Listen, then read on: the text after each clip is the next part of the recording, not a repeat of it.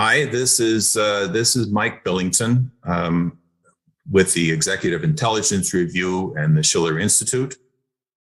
I am here today with Colonel Richard Black, Senator Richard Black, who, after serving 31 years in the Marines and in the Army, then served in the Virginia House of Delegates from 1998 to 2006, and in the Virginia Senate from 2012 to 2020. I'll allow Colonel Black to describe his military service himself. So, Colonel Black, welcome. With the U.S. and U.K. and NATO surrogate war with Russia, which is taking place in Ukraine, and the economic warfare being carried out directly against Russia, this has been accompanied by an information war, which is intended to demonize Russia and especially President Vladimir Putin. One repeated theme is that the Russian military is carrying out ruthless campaigns of murder against civilians and destruction of residential areas, often referring to the Russian military operations in Syria, claiming that they had done the same thing in Syria, especially against Aleppo. These are supposedly examples of their war crimes and crimes against humanity. You have been a leading spokesman internationally for many years, exposing the lies about what took place in Syria and the war on Syria. So first, let me ask, how and why did Russia get involved in Syria militarily? And how does that contrast with the US and NATO supposed justification for their military intervention in Syria? Well, let me begin, if I could, by telling our listeners that, I'm very patriotic. I volunteered to join the Marines and I volunteered to go to Vietnam. I fought in the bloodiest Marine campaign of the entire war. And I was a helicopter pilot, flew 269 combat missions. My aircraft was hit by ground fire on 4 missions. I then fought on the ground with the 1st Marine Division.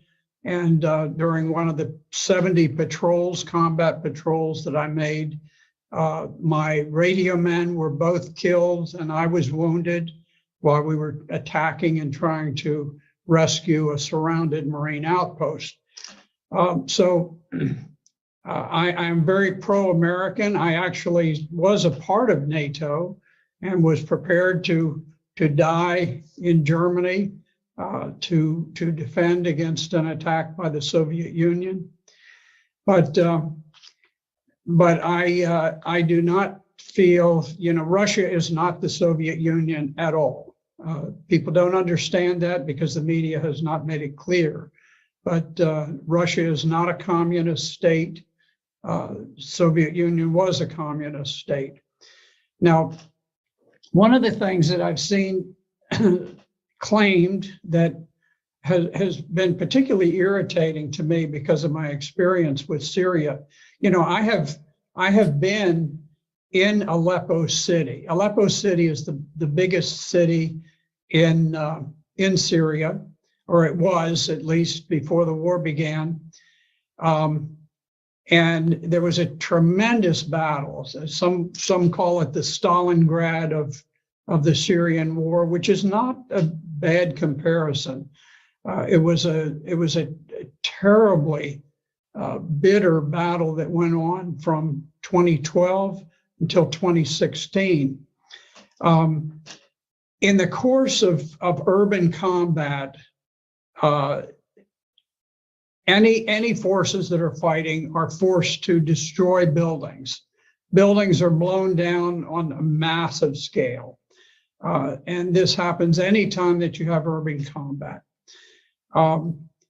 So I have walked the streets of Aleppo while combat was still in progress. I have looked across through a slit in the sandbags at enemy-controlled territory. I've stood on tanks that were blown out and this type of thing. What I do know, and I can tell you about Aleppo, is that Russia was extremely reluctant to get involved in combat in Syria.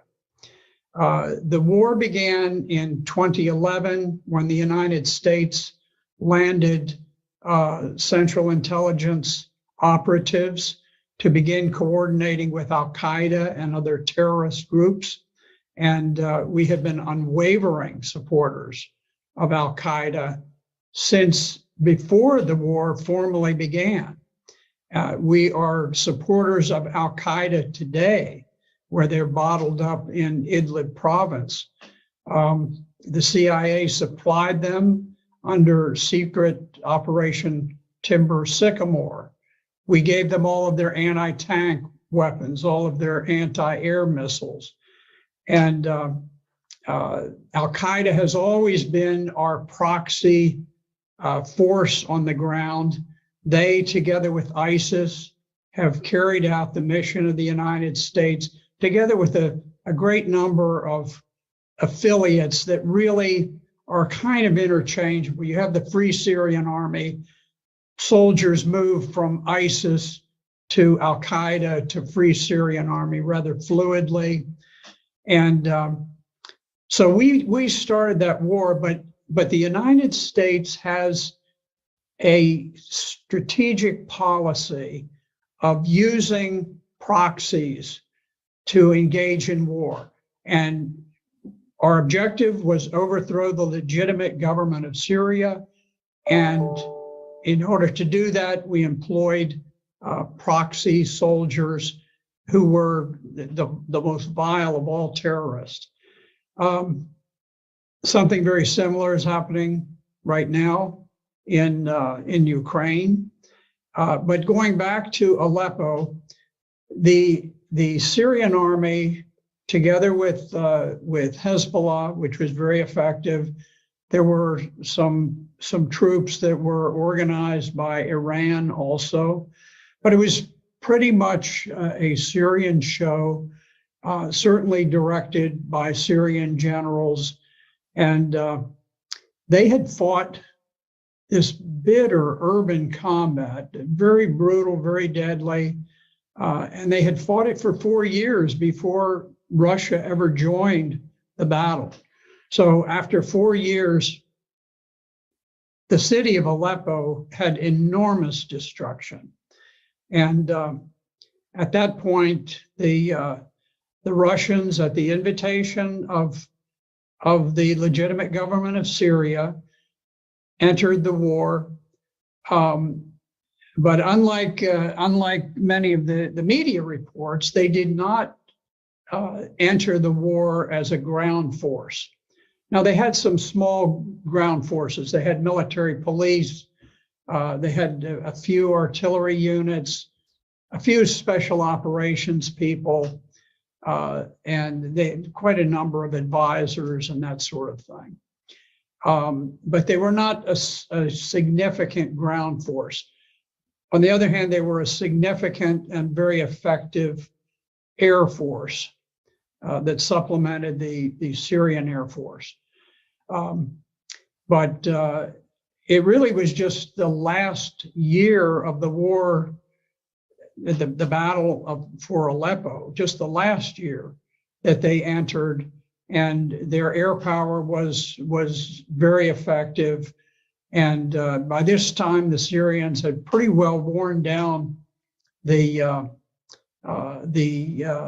terrorist forces, and the Russian assistance was able to tip the balance, and Aleppo was the grand victory of the entire Syrian war.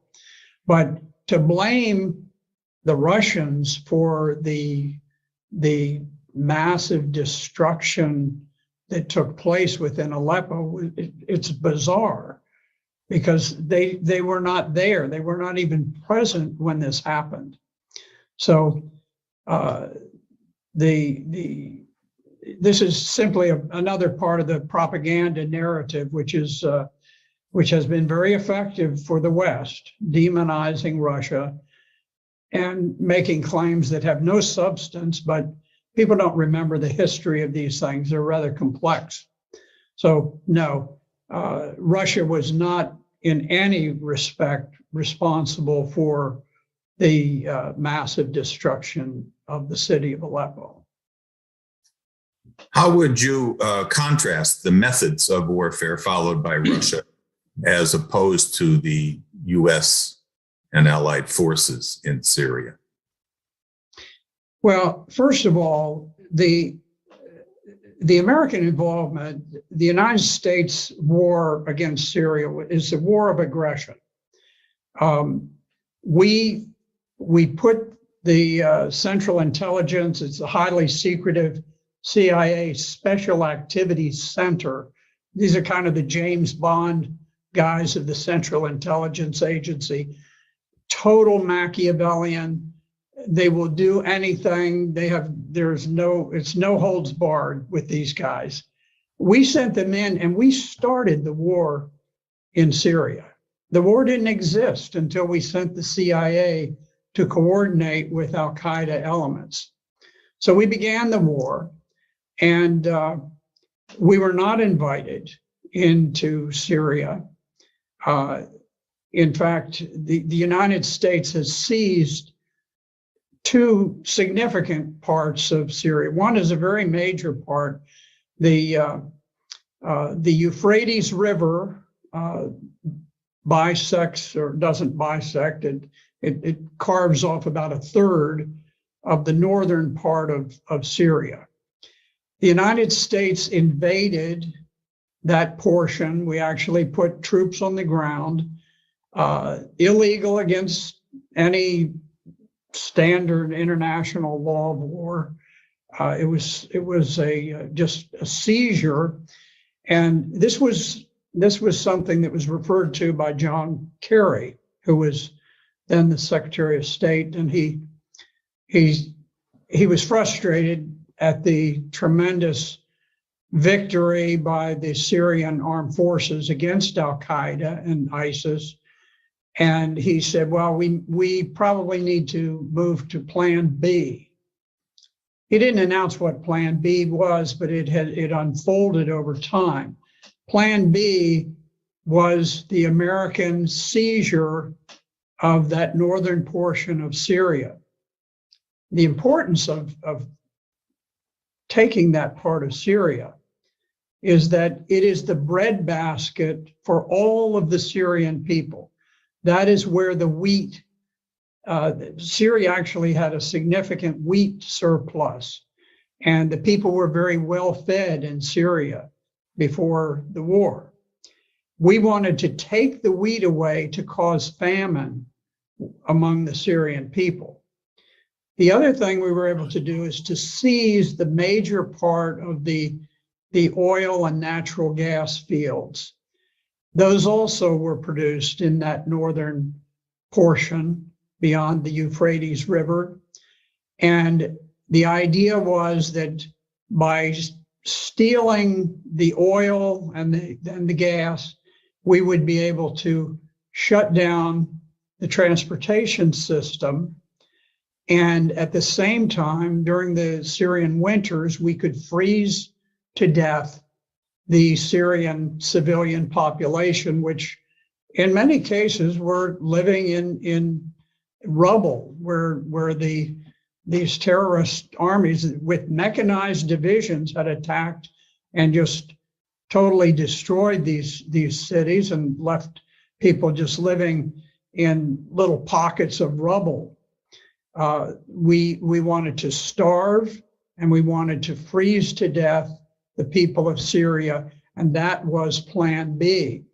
Now, we became frustrated at a certain point that somehow these Syrians, these darn Syrians, it's a tiny little country, and why are these people resilient? They're fighting against 2/3 of the entire military and industrial force of the world. How can a nation of 23 million people possibly withstand this for over a decade? And so we decided we had to take action or we were going to totally lose Syria. And so the US Congress imposed the Caesar sanctions. The Caesar sanctions were the most brutal sanctions ever imposed on any nation. I mean, during the Second World War, sanctions were not nearly as strict as they were on Syria. We weren't at war with Syria, and yet we had a naval blockade around the country. We devalued their currency through the SWIFT system for international payments, making it impossible for them to purchase medications. So you had Syrian women who would contract breast cancer, just like we have here in this country. But instead of here in this country, where breast cancer has become relatively treatable, we cut off the medical supplies so that the women in Syria would die of breast cancer because they could not get the medications because we slammed their dollars through the SWIFT system. One of the last things that we did, and the evidence is vague on it, but there was a mysterious explosion in the harbor in Lebanon, and it was a massive explosion of a shipload of ammonium nitrate fertilizer. It killed hundreds of Lebanese people. It wounded thousands and thousands, destroyed the economy of Lebanon, and most importantly, it destroyed the banking system of Lebanon, which was one of the few lifelines remaining to Syria. I don't think that explosion was accidental. I think it was orchestrated, and I suspect that the Central Intelligence Agency was aware of the nation that carried out that action to destroy Beirut Harbor.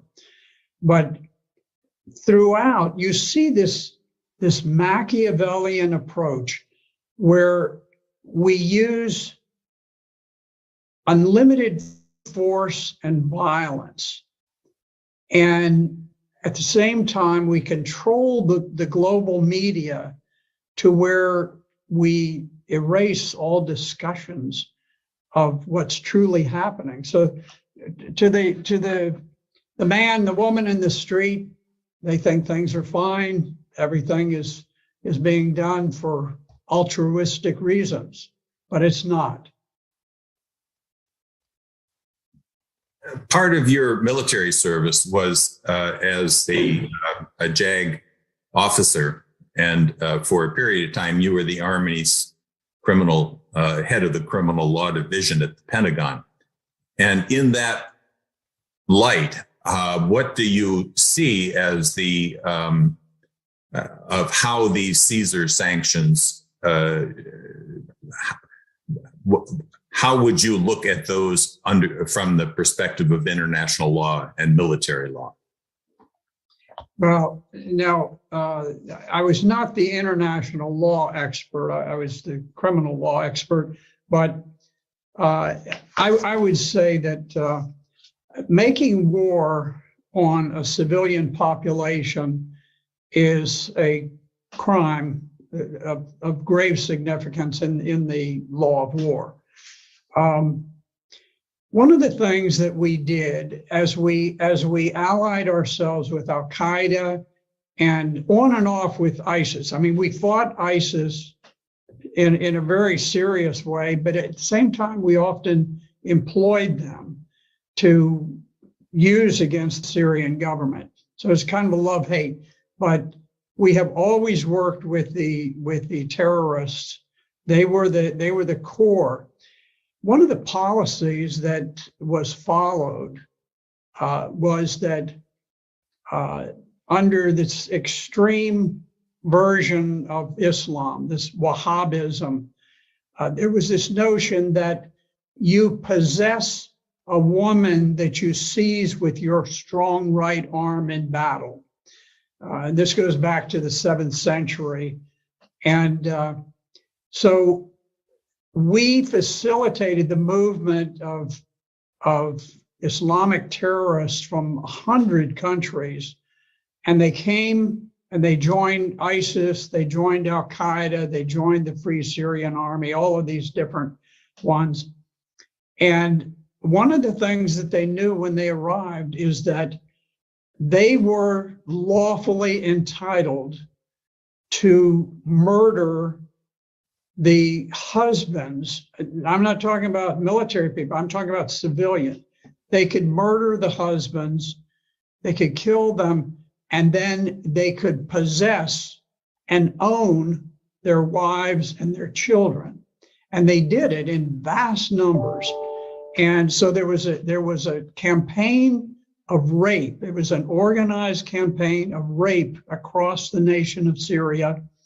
And there actually were slave markets that arose in certain of these rebel areas where they actually had price lists of the different women.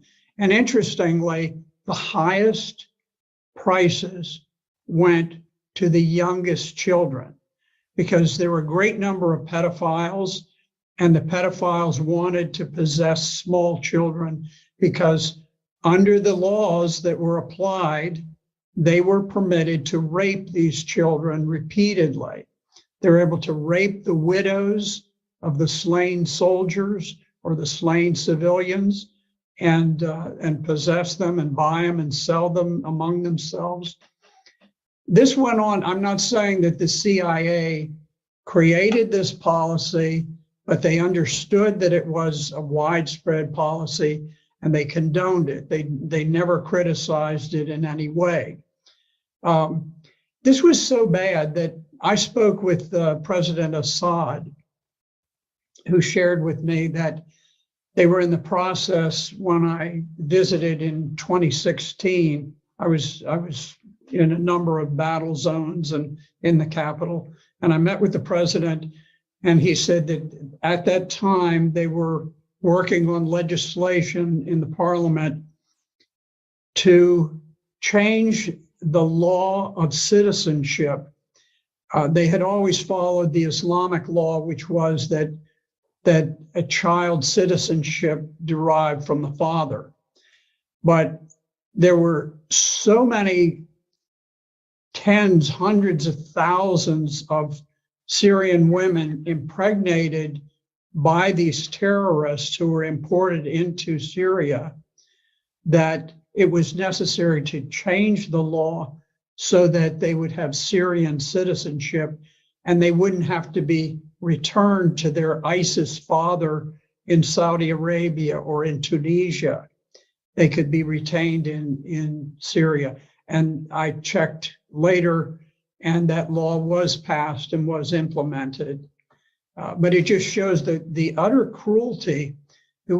When we fight these wars, we have no limits on the cruelty and the inhumanity that we're prepared to impose on the people, making them suffer so that somehow that will translate into overthrowing the government and perhaps taking their oil, taking their resources.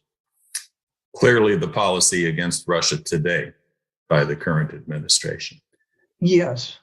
You know, Russia is perhaps more blessed with natural resources than any other nation on earth.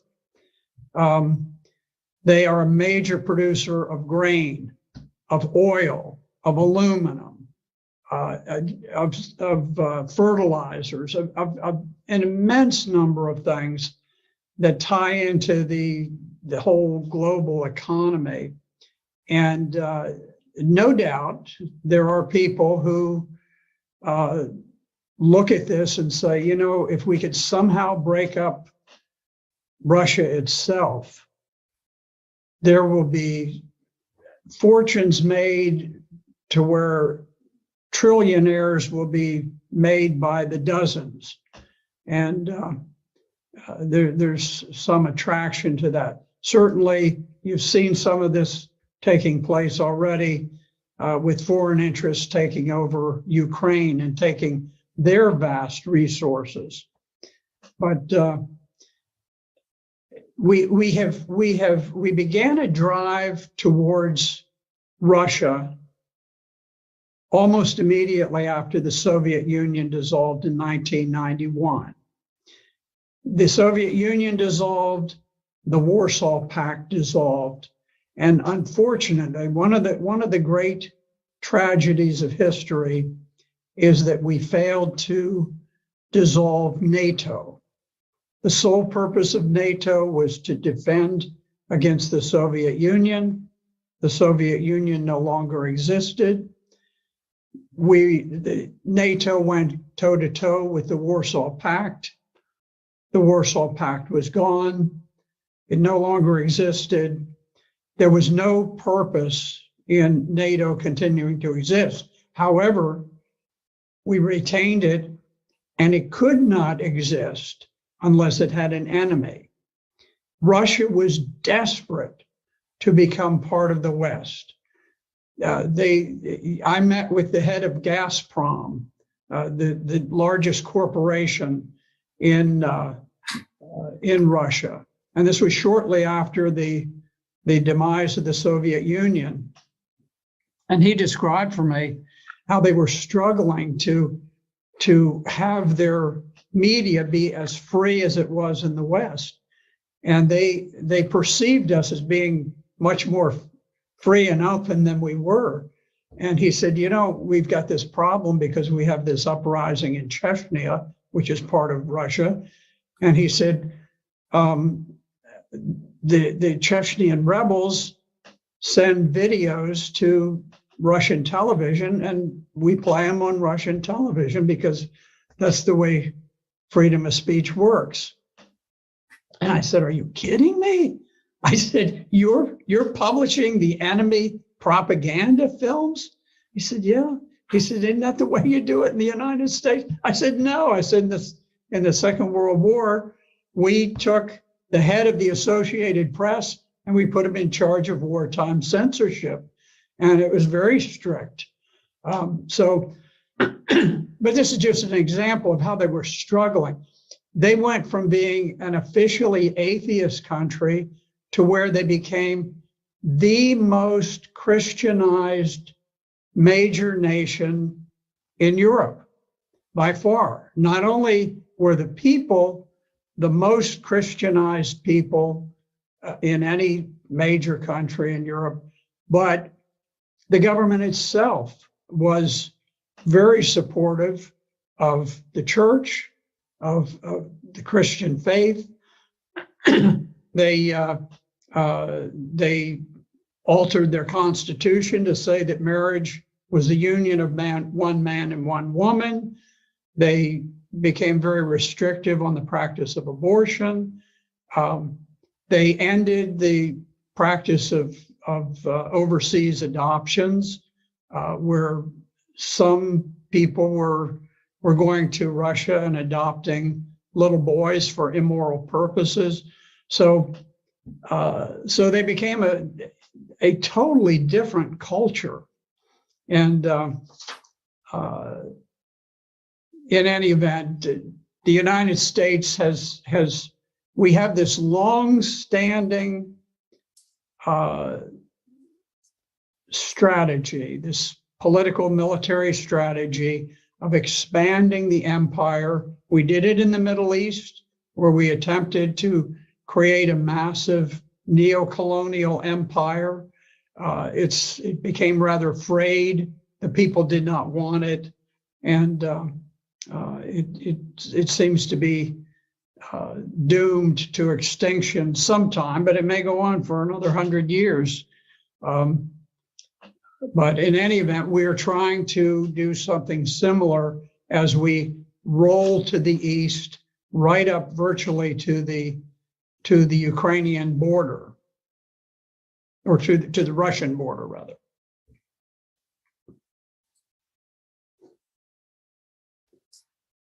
So the U.S. and U.K. position on the war in Ukraine, just over these last few weeks, has now become not only supporting the war, but victory at all costs. This has been declared by Defense Secretary Austin and others, and they are pumping in huge quantities of not only defensive but offensive military weaponry to the Kiev regime. What do you see as the consequence of this policy? I think one thing that it will do is it will ensure that a tremendous number of innocent Ukrainian soldiers will die needlessly. A lot of Russian soldiers will die needlessly. These are kids. Kids go off to war. I went off to war as a kid. You think your country, right or wrong, everything they're doing is fine. It breaks my heart when I look at the faces of young Russian boys who have been gunned down, in some cases very criminally, by Ukrainian forces. And likewise, I see Ukrainian young men who are being slaughtered on the battlefield. We don't care. The United States and NATO, we do not care how many Ukrainians die. Not civilians, not women, not children, not soldiers. We do not care.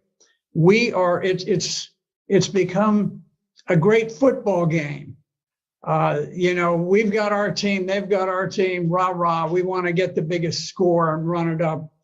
And, we don't care how many of our players get crippled on the playing field, as long as we win. Now, we are shipping fantastic quantities of weapons, and it's caused the stock of Raytheon, which creates missiles, and Northrop Grumman, which creates aircraft and so forth, and missiles. All of these defense industries have become tremendously bloated with tax dollars. I don't think it's ultimately going to change the outcome. I think that Russia will prevail. The Ukrainians are in a very awkward strategic position in the east. But if you look at the way that this unfolded, President Putin made a desperate effort to stop the march towards war.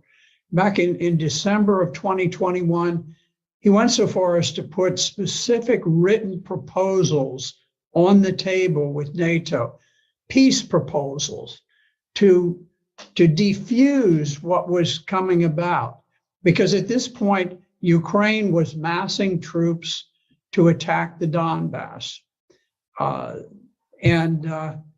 So he was trying to head this off. He didn't want war. And NATO just blew it off, just dismissed it, never took it seriously, never went into serious negotiations. At that point, Putin, seeing that armed Ukrainians with weapons to kill Russian troops were literally on their borders, decided he had to strike first. Now, you could see that this was not some pre-planned attack. This was not like Hitler's attack into Poland, where the standard rule of thumb is that you always have a 3-to-1 advantage when you are the attacker. You have to mass 3 times as many tanks and artillery and planes and men as the other side has. In fact, when Russia went in, they went in sort of with what they had, what they could cobble together on short notice, and they were outnumbered by the Ukrainian forces. The Ukrainian forces had about 250,000. The Russians had perhaps 160,000. So instead of having 3 times as many, they actually had fewer troops than the Ukrainians, but they were forced to attack to try to preempt the battle that was looming, where the Ukrainians had massed these forces against the Donbass. Now, the Donbass is adjacent to Russia. It is a portion of Ukraine that did not join with the revolutionary government that conducted the coup in 2014 and overthrew the government of Ukraine. They refused to become a part of the new revolutionary government of Ukraine, and so they declared their independence. And Ukraine had massed this enormous army to attack against the Donbass. And so Russia was forced to go in to preempt that planned attack by Ukraine. And you could see that Russia very much hoped that they could conduct this special operation without unduly causing casualties for the Ukrainians, because they think of the Ukrainians, or at least they did think of the Ukrainians as brother Slavs, that they wanted to have good relations. But there was a famous picture with a Russian tank that had been stopped by a gathering of maybe 40 civilians who just walked out in the road and blocked the road, and the tank stopped. I can tell you, in Vietnam, if we had a bunch of people who stood in the way of an American tank going through, that tank would not have slowed down in the slightest. It wouldn't have honked a horn. It wouldn't have done anything. Wouldn't have fired a warning shot. It would have just gone on. And I think that's more typical. I'm not criticizing the Americans. I was there and I was fighting, and I probably would have driven the tank straight through myself. But what I'm saying is that the rules of engagement for the Russians were very, very cautious. They didn't want to create a great deal of hatred and animosity. The Russians did not go in. They did not bomb the electrical system, the media systems, the water systems, all of these, the bridges and so forth. They tried to retain the infrastructure of Ukraine in good shape because they wanted it to get back. They just wanted this to be over with and get back to normal. It didn't work. The Ukrainians, the resistance was unexpectedly hard.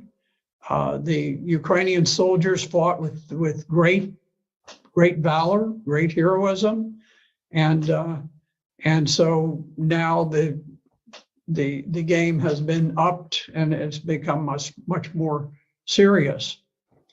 But it is amazing to look and to see that Russia dominates the air.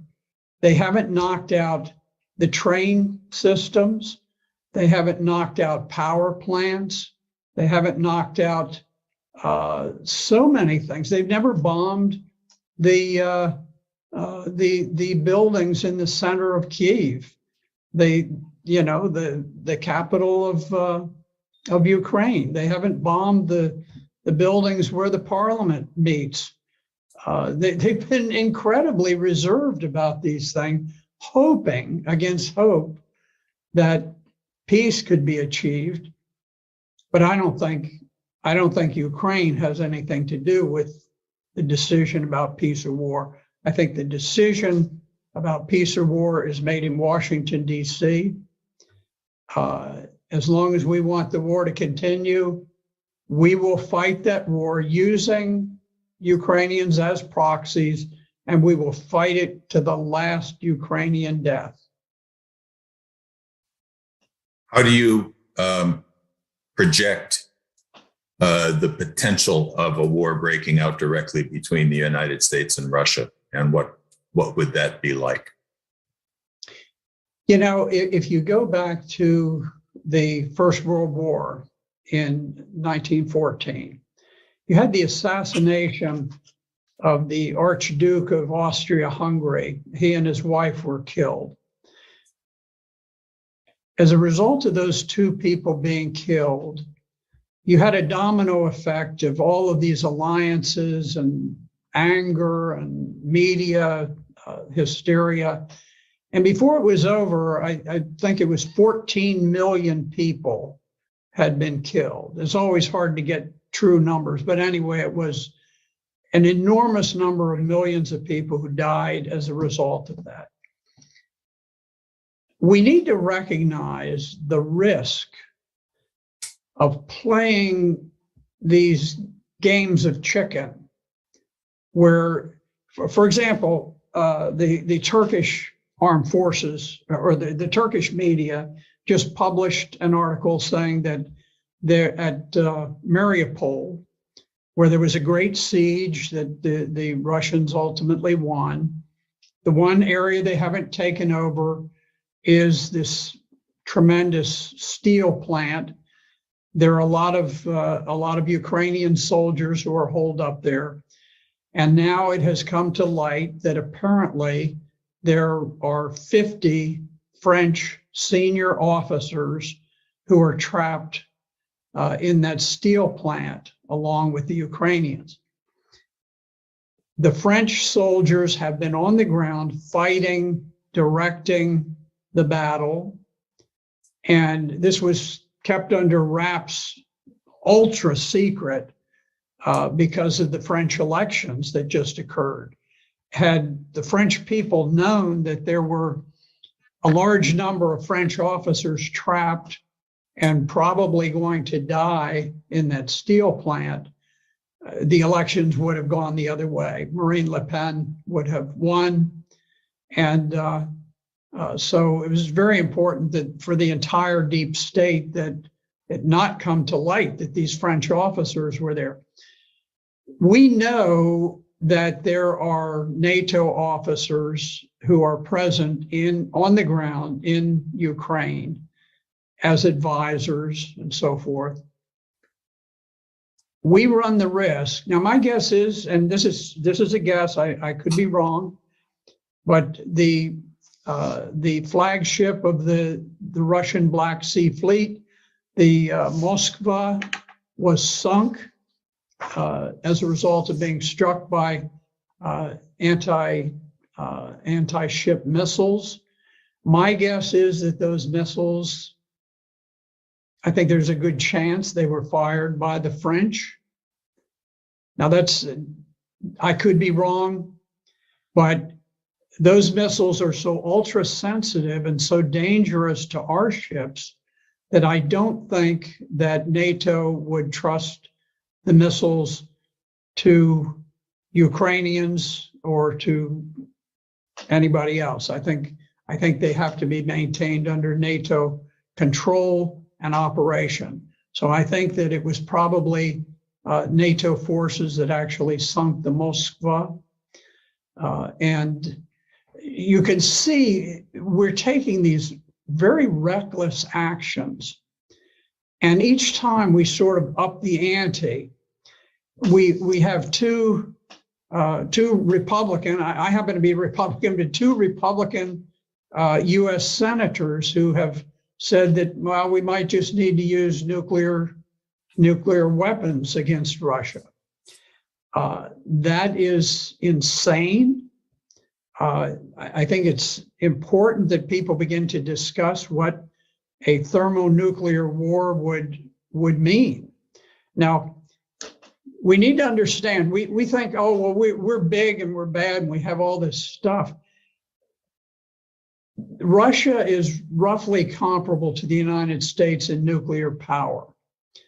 They have hypersonic missiles that we do not have, that can absolutely evade any detection, any timely detection, and they can fire missiles from Russia and reach San Francisco, Los Angeles, Chicago, Detroit, Baltimore, Washington, D.C., New York City. And if you think about just Virginia, where I happen to live, if there were a nuclear war, and keep in mind, they also have a very large and effective fleet of nuclear submarines that lie off the coasts of the United States. They have a great number of nuclear tipped missiles, and they can evade any defenses we have.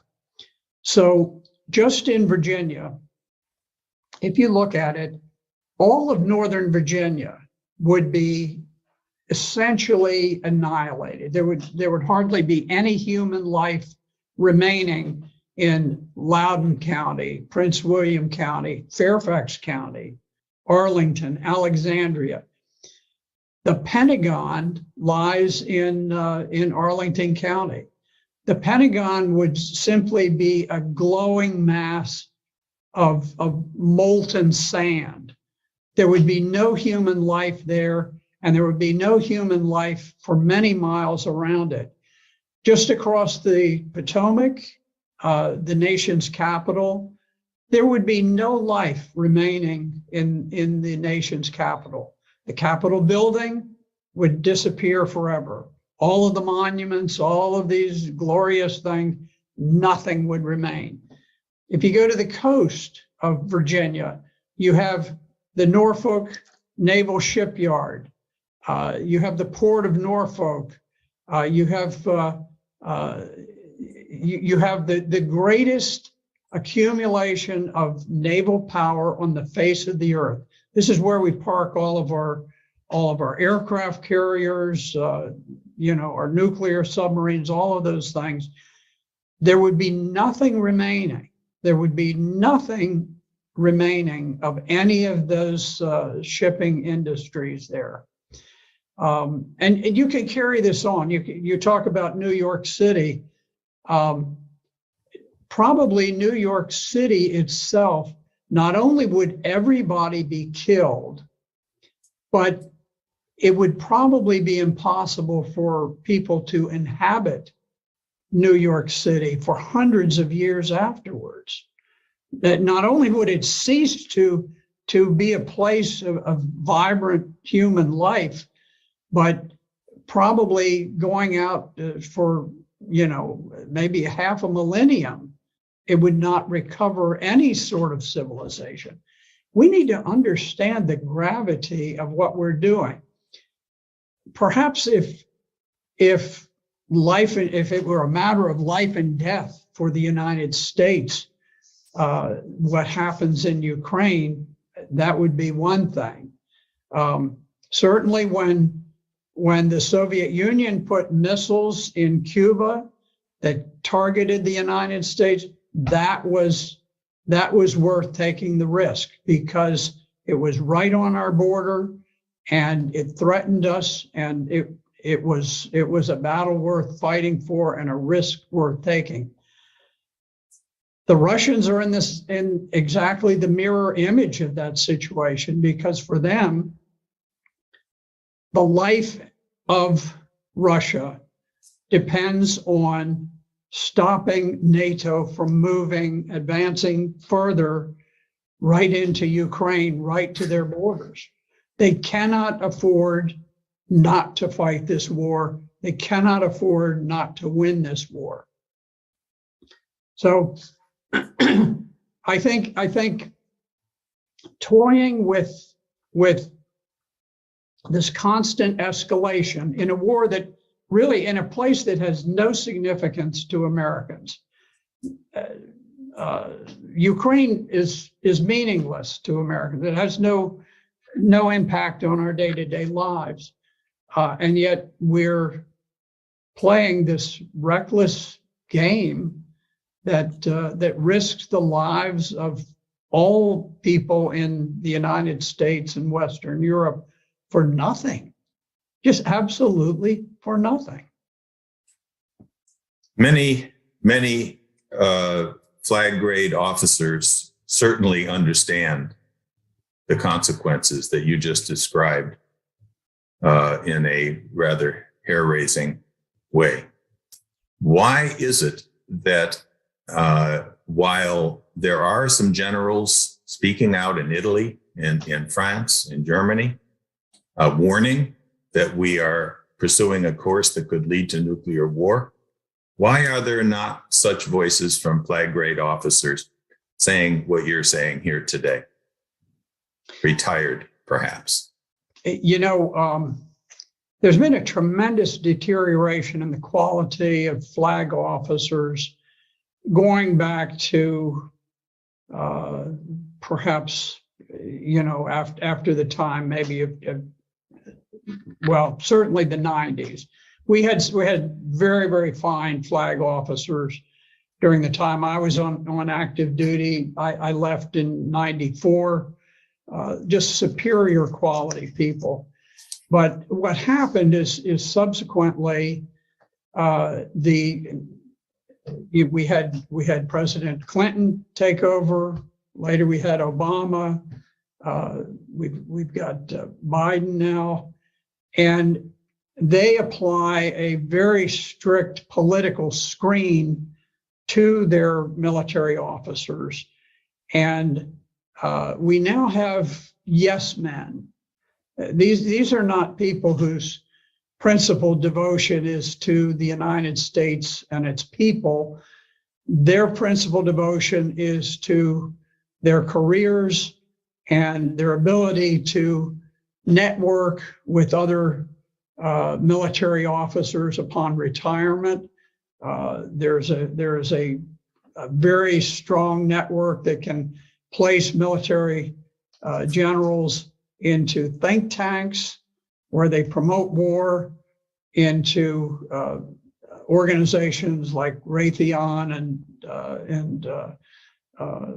Northrop Grumman and all of these defense operations where they can get on boards and things like that. And so there's quite a personal price that you pay for saying, hey, stop, you know, war is not in the interests of the American people. If we had a better quality of individual, we would have people with the courage who would say, I don't care what it costs me personally.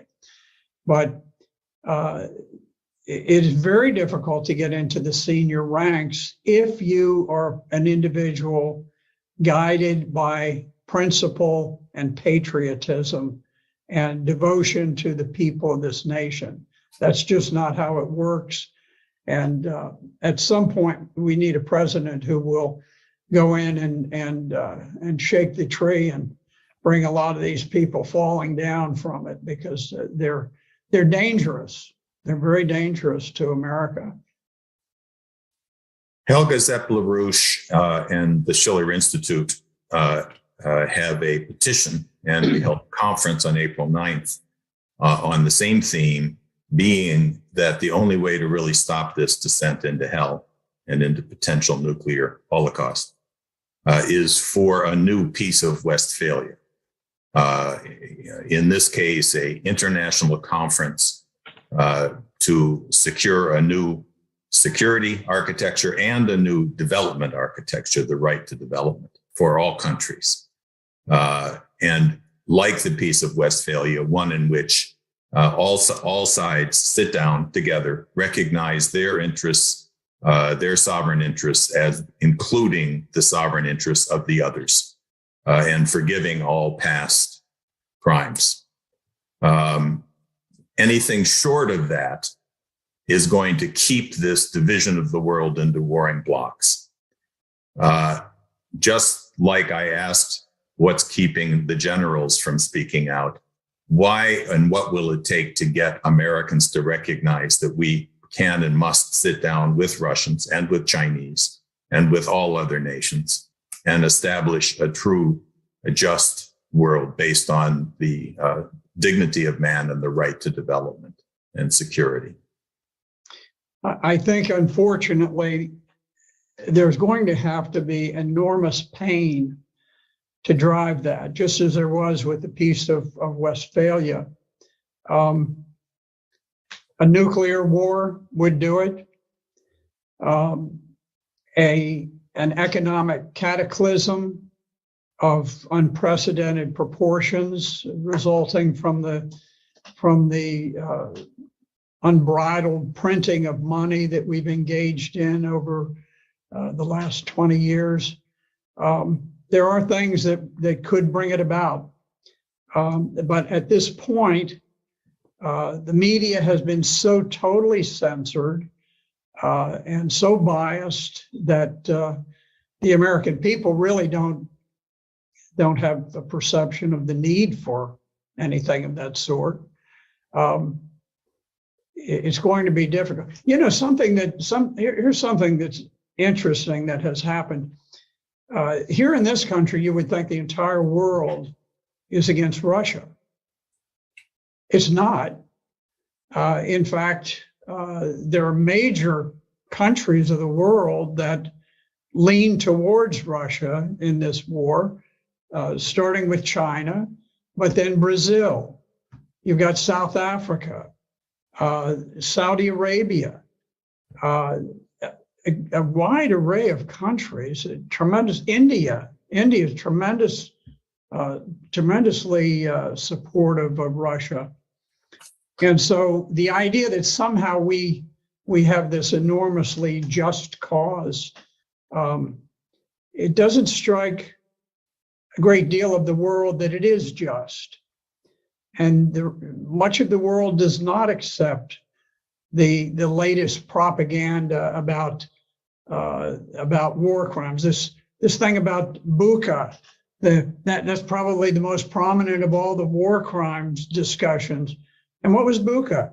There was a film taken of a vehicle driving down the road in Bucha, which had been recaptured from the Russians. And every 100 feet or so, there was some person with his hands zip tied behind his back, and he'd been killed. This was discovered, it was not announced until 4 days after the Ukrainians had retaken Bucha. Now, we knew almost nothing about it. We actually didn't even have proof that people had been killed, but assuming they had, we didn't know where they had been killed. We did not know who they were. We did not know who killed them. We did not know why they were killed. No one could provide an adequate motive for the Russians to have killed them. The Russians held Bucha for a month. If they were going to kill them, why didn't they kill them during that month? And if you were going to slaughter a bunch of people, wouldn't they all be in one place, and wouldn't you gun them all down there? Why would they be distributed along a roadside, a mile along the way? It makes no sense. What we do know is that 4 days after the mayor of Bucha joyously announced that the city was liberated, 4 days after the Ukrainian army had moved in and their special, their propaganda arm of the Ukrainian military were there, all of a sudden there were these dead people on the road. How come they weren't there when the Russians were there? How come they only appeared after the Russians were gone? If I were looking at that as simply a standard criminal case, and I was talking to Criminal Investigation Division or the FBI or military police or something, I'd say, okay, the first thing, let's take a look at the Ukrainians.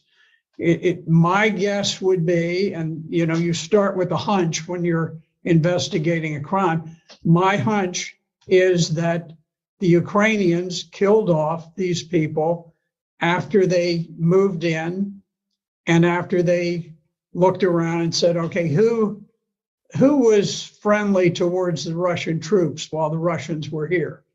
We're gonna execute them. That would be my guess, because I don't see any motive for the Russians to have just sort of killed a few people on their way out of town. So you have and nobody questions these because the corporate media is so monolithic. We know for a fact from the mouth of the head of a Ukrainian hospital, the guy who ran the hospital, he boasted that he had given strict orders to all of his doctors that when wounded Russian POWs, when casualties were brought in, they were to be castrated. Now, this is a horrific war crime admitted from the mouth of the hospital administrator, and the Ukrainian government said, we'll look into that, like it's no big thing. I can't think of a more horrific war crime ever. Where did you hear about it? On ABC and MSNBC and CNN and Fox News? Not a whisper. And yet the proof is undeniable. We had another clip where there was a POW gathering point where the Ukrainians would bring POWs to a central point for processing. And this is about a 7-minute video, and the Ukrainian soldiers simply gunned them all down. And they had probably 30 of these wounded Russian soldiers laying on the ground, some of them clearly dying from their wounds. Some of them, they put plastic bags over their head. Now, these are guys who are laying there, sometimes fatally wounded, with their hands zip tied behind their backs, and they've got plastic bags over their heads so that making it difficult to breathe. And because they can't raise their hands, they can't take the bags off so that they can breathe. And then at the end of the video, the Ukrainians bring in a van, and there are 3 unwounded Russian POWs, and without the slightest thought or hesitation, as the 3 come off and their hands are bound behind their backs, they gun down 2 of them right on camera, and they fall over, and the 3rd one gets on his knees and begs that they won't hurt him, and then they gun him down. And these are crimes, and these were not refuted by the Russian or by the Ukrainian government, but you'd never even know that they occurred. So far, I will tell you that the only proven, I'm not saying that there aren't war crimes happening on both sides. I'm just telling you the only ones where I have seen fairly irrefutable proof of war crimes have been on the Ukrainian side. Now, often you hear it said, well, the Russians have, they've destroyed this or destroyed that.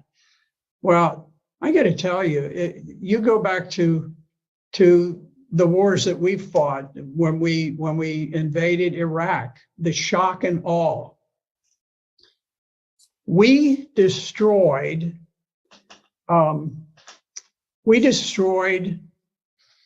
virtually everything in Iraq, everything of significance. We bombed military and civilian targets without much discrimination. The coalition flew 100,000 sorties in 42 days. You compare that to the Russians, who have only flown 8,000 sorties in about the same period of time. 100,000 American bombs versus 8,000, not bombs, but sorties of bombs. 100,000 versus 8,000 in about the same time. And I think the Russians have tended to be more selective, whereas we went out, the shock and awe, the philosophy of shock and awe is that you destroy everything that is needed to sustain human life and for a city to function. You knock out the water supply, the electrical supply, the heat, the oil, the gasoline, so that you knock out all of the major bridges, and then you just continue and you just destroy everything. So it's really ironic that, and keep in mind, Iraq is a relatively small country. Ukraine is a huge country. 100,000 sorties in 42 days, 8,000 sorties in about the same time. A tremendous difference in violence between what we did in Iraq and what they have done in Ukraine. So there's simply no credibility when you actually get down to the facts and you look at the way that the war has been conducted. Well, Senator Black, Colonel Black, I think the way you have described the horror that's already taking place, and considering that we can't wait for a nuclear war to provoke a new Peace of Westphalia, and I would suggest that what you've described is already horrific enough. And when combined with the hyperinflationary breakdown now sweeping the Western world, which everybody is being affected, we believe that we have to take that as the adequate horror and recognition of a descent into a dark age to motivate citizens in Europe and the United States. And we are finding that there is a waking up of people who have not wanted to look at their responsibility to the human race as a whole in the past, who now are forced to consider that, which is the basis on which we've called for this, in this petition, for an international conference of all nations with the US, Russia, China, India, and so forth, sitting down to end this horror, but to also bring about a true peace for mankind and an era of peace through development. And we thank you for giving this breath of ugly truth to a population which needs to hear it. And if you have any final thoughts, I ask you to give your final greetings. I'll just add one thing, and I thank the Schiller Institute for the tremendous effort that you've made towards achieving world peace. It is one of the most important efforts ever made, and I certainly applaud that. You know, if you look at Russia, the Russian troops that went into battle in Ukraine, for the most part, had never experienced combat. This is a peacetime army. Russia doesn't fight overseas wars. Syria is the only significant overseas engagement that they have had. You compare that with the United States, where, literally speaking, if a soldier retires today after a 30-year career in the military, he will not have served a single day when the United States was at peace. Kind of an amazing thing. And you contrast that with the Russian military, where, with few exceptions, the country has been at peace. So we really need to start thinking about peace and about the limits of warfare, and this idea that somehow we need this zero-sum game where we take from you and that enhances us. We're in a world where everyone can gain and prosper by peace, and but I'm concerned that the hyperinflation may be the wake-up call that jolts the world into a recognition that we must have a new paradigm for the future. And I think the Peace of Westphalia at that point might become a possibility. So I thank you again for the opportunity to be here. And, there's always hope, and I think there'll be good things in the future with the blessings of God.